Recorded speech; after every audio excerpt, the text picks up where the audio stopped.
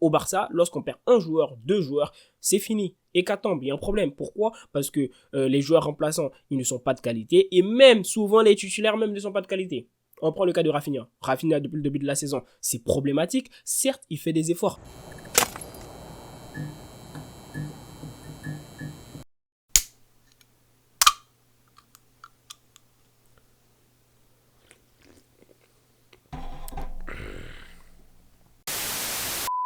Bonjour les amis, j'espère que vous allez tous très bien. Je suis super content de vous retrouver dans cette nouvelle vidéo.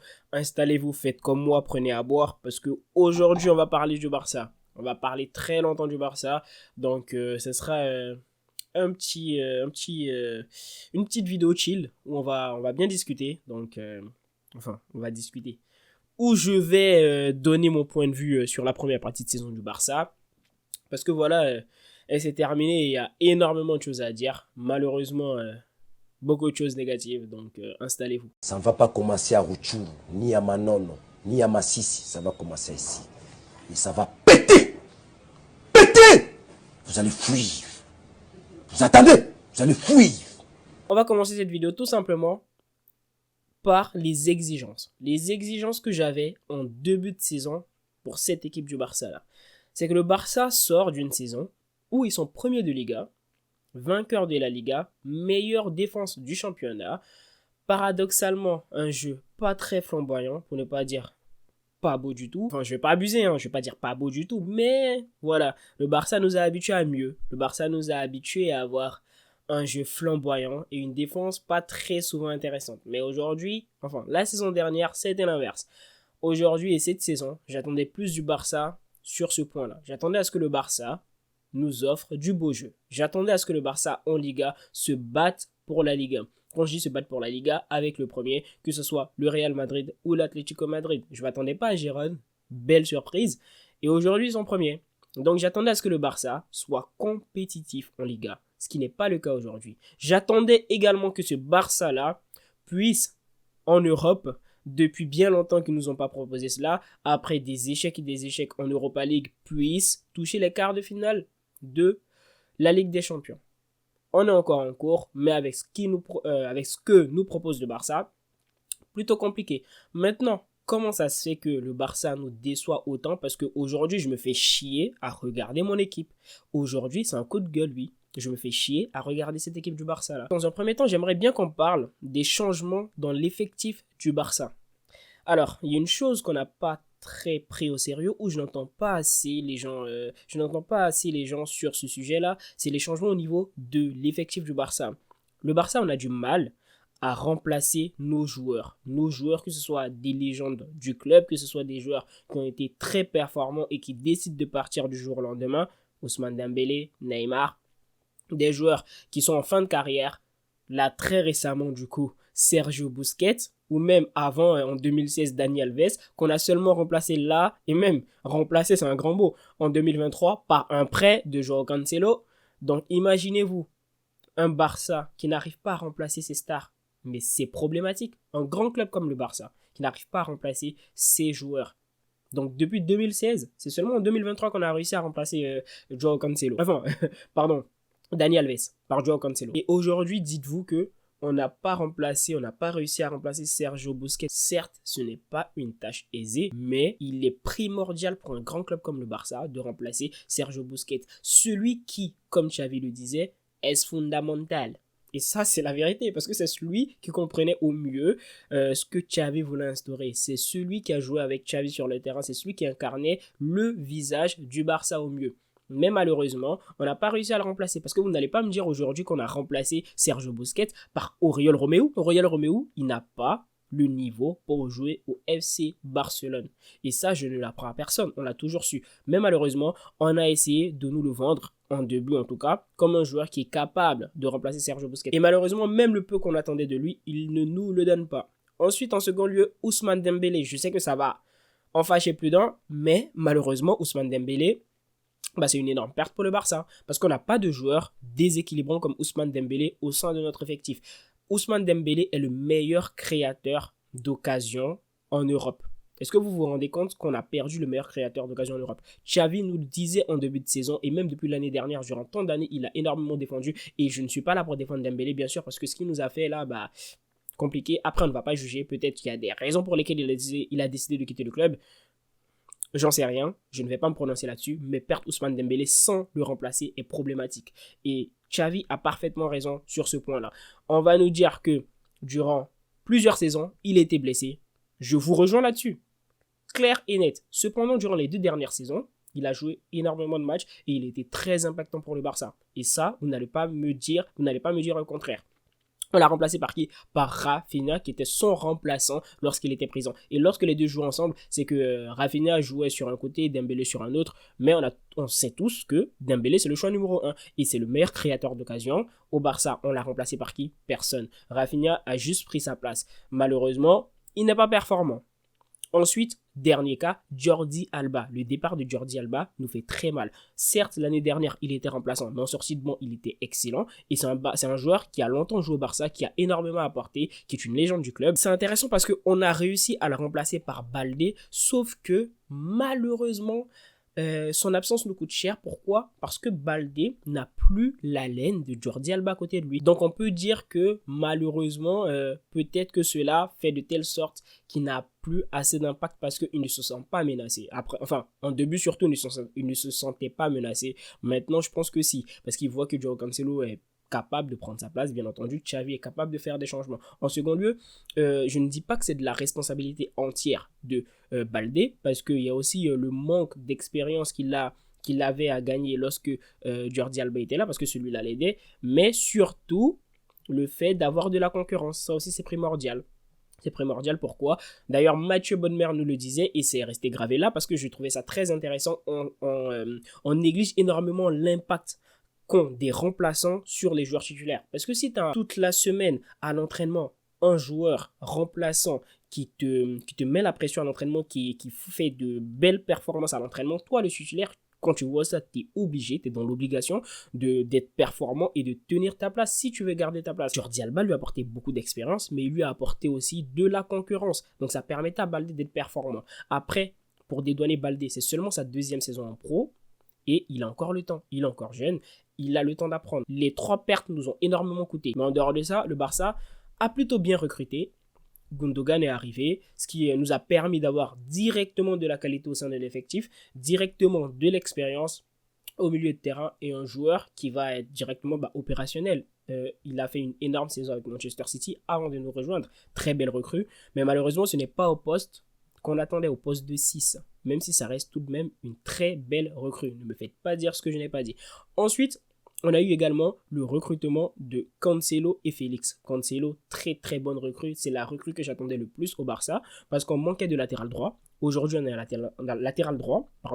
Et surtout, on manquait également de latéral gauche. Un joueur qui est capable de remplacer Baldé lorsqu'il est absent. Mais malheureusement, Baldé qui n'apporte pas satisfaction. On a aussi vu Cancelo à gauche. Avec la présence de Cancelo, on a un meilleur joueur, on a notre meilleur latéral qui est Cancelo, latéral droit, et latéral gauche également qui est Cancelo. On a notre meilleur déséquilibreur dans l'équipe également qui est un latéral, ce qui n'est pas normal parce que nos offensifs, surtout Rafinha, n'est pas déséquilibrant, il n'apporte pas énormément. En dehors des changements dans l'effectif, il y a aussi un problème qu'on a toujours avec ce Barça, c'est quoi?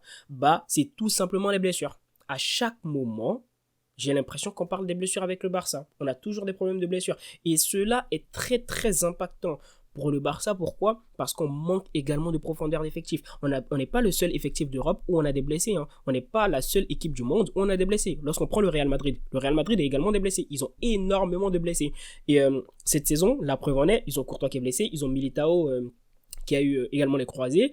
Ils ont Vinicius qui est blessé, ils ont eu Tchouaméni qui était blessé, qui revient à peine de blessure, mais ils ont eu plusieurs blessures. Rodrigo, quelques petites gênes, mais ils ont eu pas mal de blessures dans leur effectif. Et ça, vous n'allez pas me dire le contraire. Et malheureusement, pour nous, on n'est pas comme le Real, on n'est pas le Real, parce que eux, ils ont une profondeur d'effectif. Ça veut dire, à partir du moment où les titulaires sont blessés, même s'ils sont très forts, ils ont des remplaçants derrière qui peuvent tenir la baraque. Et pas seulement tenir la baraque, qui peuvent également être performants. Et ça, on manque de cela au Barça. Et ça, c'est très problématique, malheureusement. Au Barça, lorsqu'on perd un joueur, 2 joueurs, c'est fini. Hécatombe, il y a un problème. Pourquoi? Parce que les joueurs remplaçants, ils ne sont pas de qualité. Et même, souvent, les titulaires même ne sont pas de qualité.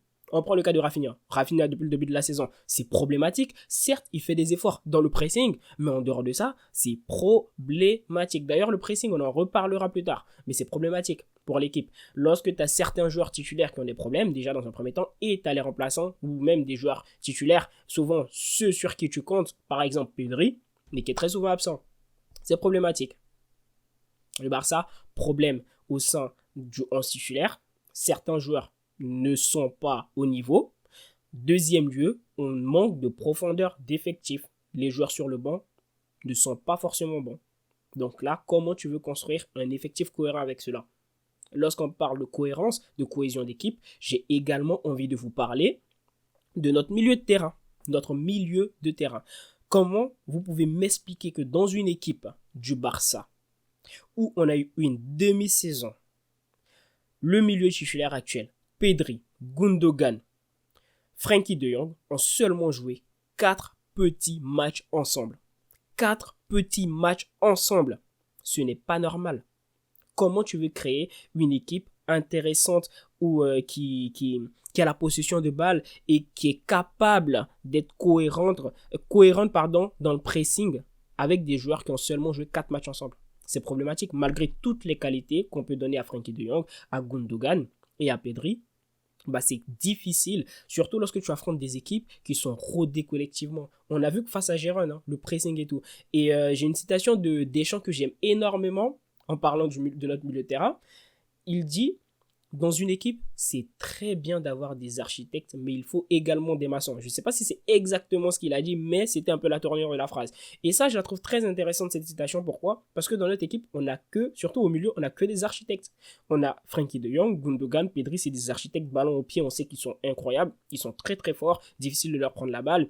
Ils sont imbougeable dans le jeu balle au pied, mais malheureusement lorsqu'on perd la balle, ce n'est plus la même chose. On n'a pas de maçon dans notre équipe et on a perdu le cœur de notre jeu, le cœur de notre milieu de terrain. Comme Xavi le disait, on a perdu Gavi qui est blessé pour toute la saison et ça c'est problématique parce que Gavi c'était le maçon de notre équipe. Il était à la fois architecte quand il avait la possibilité, quand il avait la balle au pied, mais lorsqu'il n'avait pas la balle au pied, c'était un maçon et on n'a pas de maçon dans notre équipe. Ça veut dire le joueur là, Gavi, c'était celui qui mettait le pressing sur l'équipe adverse lorsqu'on n'avait pas le ballon. C'était celui qui se tuait sur le terrain, qui en fait il l'a ça en lui, il a la hargne, il a la grinta et dans notre milieu de terrain on n'a personne qui l'a. Donc on n'a que des architectes et ça c'est problématique. Et c'est aussi pour ça souvent on se voit ouvrir lorsqu'on n'a pas le ballon en 2-3 touches, 2-3 passes au milieu de terrain ouvert. C'est open bar directement, ils sont dans nos buts. On n'a pas de joueurs qui pressent, on n'a pas des joueurs qui sont cohérents dans leur pressing. Non seulement parce que notre milieu, ils n'ont pas joué ensemble depuis le début de la saison, le pressing n'est pas cohérent, nos attaquants, ils pressent mal. Et ça, c'est de la responsabilité de Xavi d'ailleurs, on en parlera plus tard. Mais pour le moment, intéressons-nous déjà aux joueurs. On n'a pas d'impact player dans notre équipe. En dehors de ce que je vous ai cité, c'est-à-dire le manque de cohésion au sein de l'équipe, vu que notre milieu, ils ont joué très peu de matchs ensemble. Au-delà du manque de Gavi, puisque c'était le seul maçon dans notre effectif, on n'a pas d'impact player, on n'a pas de joueur devant. Tu sais qu'il est impactant. Derrière aussi, c'est problématique parce que sur les derniers matchs, c'était moins solide. On a très souvent tendance à blâmer la défense lorsque ça se passe mal derrière, mais il y a aussi le milieu qui est problématique. Ça veut dire si tu n'as pas d'impact player, de joueurs impactants au milieu comme Gavi, qui est capable de presser et tout, de mettre la pression sur le porteur de balle, c'est compliqué aussi pour ceux qui sont derrière. Parce que l'année dernière, vous n'allez pas me dire qu'on a perdu en qualité. Au contraire, on a gagné en qualité. On a toujours Araujo, on a toujours Koundé, Christensen, et maintenant il y a son nom m'échappe. Et le basque qui vient à peine d'arriver, désolé, c'est quoi encore son prénom? Inigo Martinez, oui. On a gagné en qualité derrière.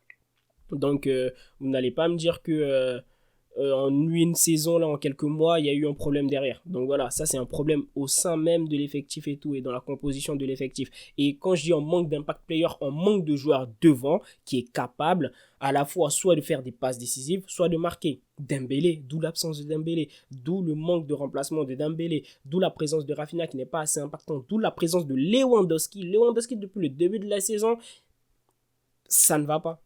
Il a les mêmes occasions que l'année... Enfin, les mêmes occasions. Il a autant d'occasions que l'année dernière, mais il ne réussit pas à les convertir. Malheureusement, il en manque de confiance. Ça ne va pas. En début de saison, c'était surtout dans la manière de dans la manière de se déplacer, dans ce qu'il apportait. Il essayait surtout d'apporter au jeu. Il était au milieu de terrain, à gauche, souvent il se retrouvait à côté de Baldé. Il n'était pas dans la surface. Sur les derniers matchs, ça va beaucoup mieux, mais il ne marque pas. Il n'est pas impactant dans la surface de réparation.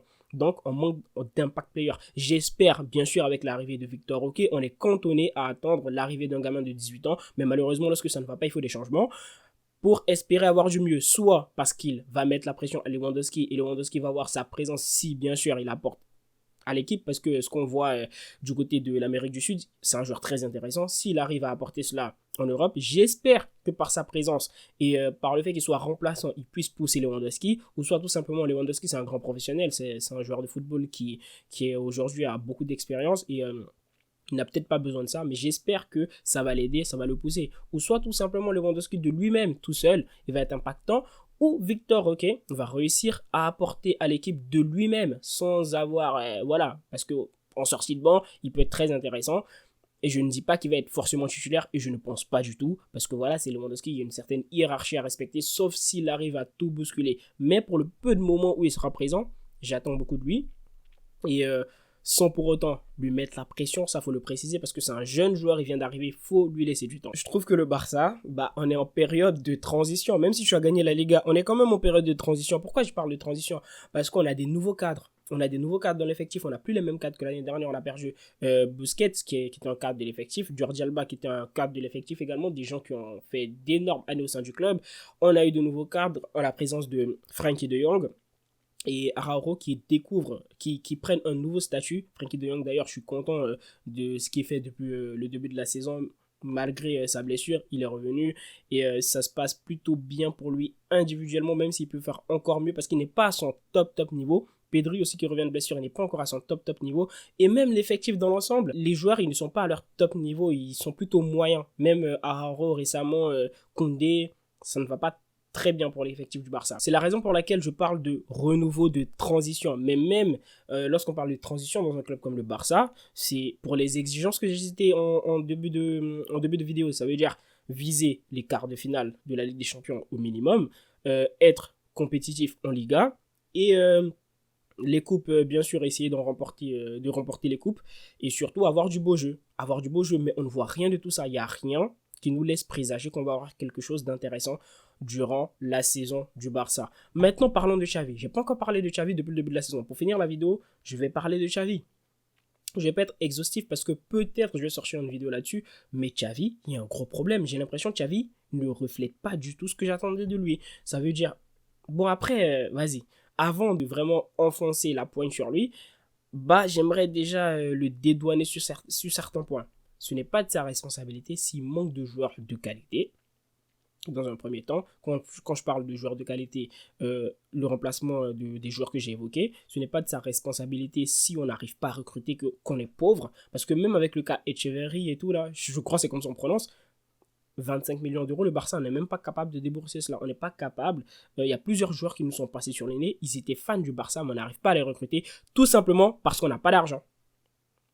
Est-ce que ça c'est normal? Non. Et ça, est-ce que c'est de la responsabilité de Xavi? Ce n'est pas de sa responsabilité. Mais parlons déjà de Xavi en lui-même, parce que lui aussi il est responsable de certaines choses. C'est de sa faute s'il n'a pas assez de poigne sur son vestiaire. Il n'a pas assez de poigne, je trouve. Et ça, c'est paradoxal en parlant de Xavi, parce que Xavi, joueur, on connaît tous Xavi. On sait tous le joueur qu'il a été, la poigne qu'il avait. On l'a vu avec Neymar, on l'a vu avec les jeunes du Barça, on l'a vu avec ses coéquipiers qui faisaient comprendre aux joueurs dans l'effectif où est-ce qu'il joue. Et j'ai l'impression, en tant qu'entraîneur, il ne le fait pas ressentir. Lorsqu'il est en conférence de presse, il y a beaucoup qui s'attendent à ce qu'il soit dur envers les joueurs. Ce n'est pas ce qu'on demande. Mais un minimum sur l'effectif. Lorsqu'on te demande, oui, le Barça ne joue pas bien, le Barça a perdu tel match, on a enchaîné trois matchs sans victoire et tout, tu nous sors, oui, mais on a été premier de Ligue des Champions. Ben, c'est les exigences que le Barça doit avoir. C'est ce qu'on attend d'un Barça où les adversaires sont abordables. Mais nous, on est le Barça, on a des exigences dans le jeu. Et on va pas se mentir, on s'ennuie lorsqu'on regarde le Barça. Je m'ennuie lorsque je regarde le Barça. J'ai du mal à regarder cette équipe. Mais je la regarde parce que c'est mon équipe, c'est mon club de cœur. Donc je n'ai pas le choix que de regarder. Mais je me fais chier à les regarder. Donc, j'attends à ce que Xavi puisse avoir de la poigne sur son vestiaire, leur demander de faire certaines choses, et surtout sur le dernier match, apparemment, pas le match amical qu'ils nous ont inventé en Amérique du Nord, je sais pas là, mais je parle du dernier match de championnat, où à la mi-temps, apparemment, il aurait eu de la poigne, il aurait fait des reproches à Lewandowski, etc. Et en dehors de ça, le pressing de l'effectif, des joueurs et tout, il est très très mal organisé. Je peux lui accorder le fait que ces joueurs ne jouent pas très souvent ensemble, je peux lui accorder le fait que le milieu titulaire actuellement, ils n'ont pas joué ensemble depuis le début de la saison, mais malheureusement, c'est la moindre des choses qu'on demande à un entraîneur. En fait, un entraîneur, défensivement, c'est exactement là où tu dois apporter à tes joueurs, surtout dans la structure défensive de ton équipe. Et si ton effectif presse mal, Joao Félix souvent il est nonchalant dans son pressing, on a Rafinha, lui par contre, lui on peut pas du tout lui enlever ça, il presse, il se la donne au moment du pressing, il fait le pressing, les joueurs derrière ça ne suit pas, Gundogan, Frenkie de Jong, le pressing est mal organisé, 1, 2, 3 passes, on se fait ouvrir, on l'a vu contre Gérone et tout, donc là ça ne marche pas, faut trouver une solution pour ça.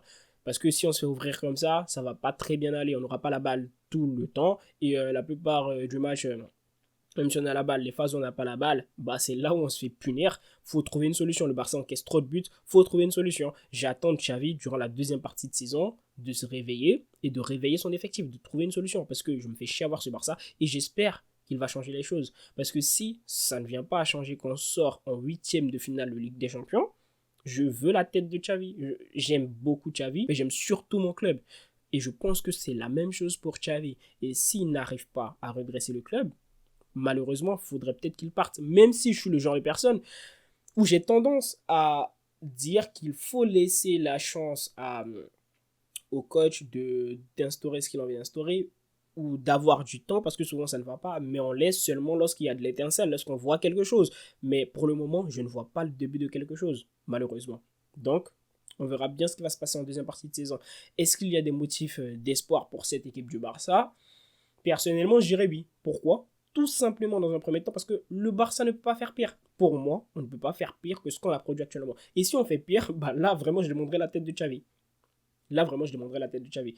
En deuxième lieu, on aura l'arrivée de Victor Roque. J'espère qu'il sera performant. On est cantonné à espérer cela. Mais lorsque ça ne va pas, il faut du changement.